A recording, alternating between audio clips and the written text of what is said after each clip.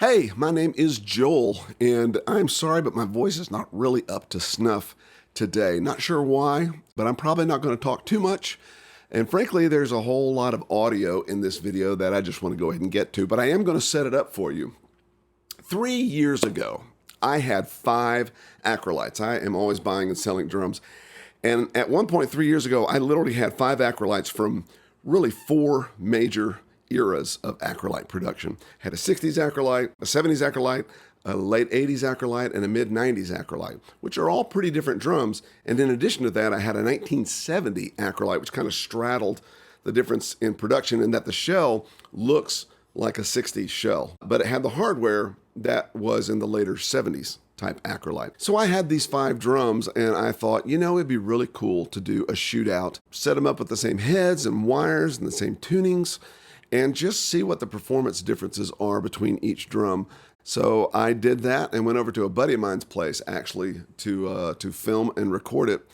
Now, 3 years ago, I had not yet rediscovered the Aquarian texture-coated drum head, which I used to use all the time about 20 years ago.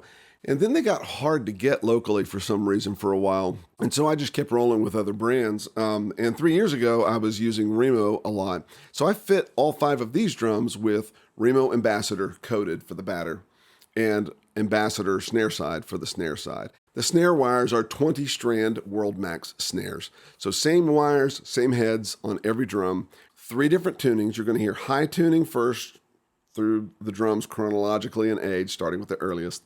And then a medium tuning, and then a lower tuning. I'm not using a muffler on any of them because I don't want people getting confused between, well, was the baseball bat muffler making the difference between the round knob muffler and all that kind of stuff. So no muffler, trying to be as scientific as I possibly can. And I hope that it's useful to you, particularly if you're in the market for an Acrolite. Acrolites and Superphonics are pretty much kind of the 2 drums that most every pretty serious drummer has at least one, if not both of those.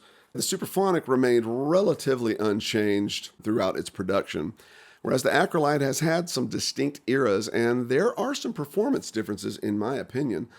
So if you're shopping for an Acrolite, hopefully this will be useful for you because these were really stellar examples of each drum. They were all in fantastic condition, round, no dents, amazing finish, just pristine examples of these drums, and they all sounded great. And you can see they all sound very similar, but there are some distinct differences, in my opinion, between the different eras. And so I thought this was a fascinating thing for me. Hopefully it's a fascinating and useful thing for you as well. And lastly, before I roll the audio, I just want to say this came about because I was originally going to do a deep dive history of the Ludwig Acrolite snare drum, because that's fascinating to me, of course, being a drum geek. Not everyone maybe has the same level of interest.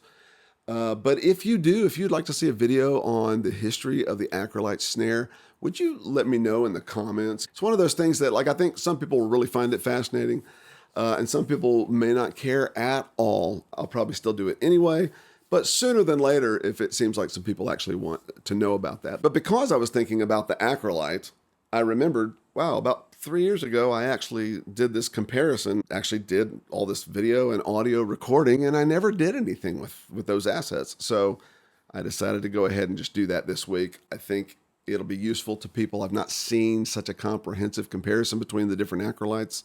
And for what it's worth, after the 90s, Ludwig more or less went back to making the 70s style Acrolite. The one they make today is effectively a 70s Acrolite with a P88 strainer. So they've changed the strainer, but it's otherwise very, very similar drum, and I don't have one, didn't use one to compare, didn't do a 6-drum comparison, but hopefully this is useful information for you. If you like this video and you think it's cool or useful or whatever, you want to see more stuff like this, would you please consider subscribing and go ahead and like this video and share and all that good stuff. And if you would you share your thoughts on this comparison? I'd really like to know if people are noticing the things that I'm noticing about these different drums. So I appreciate you watching.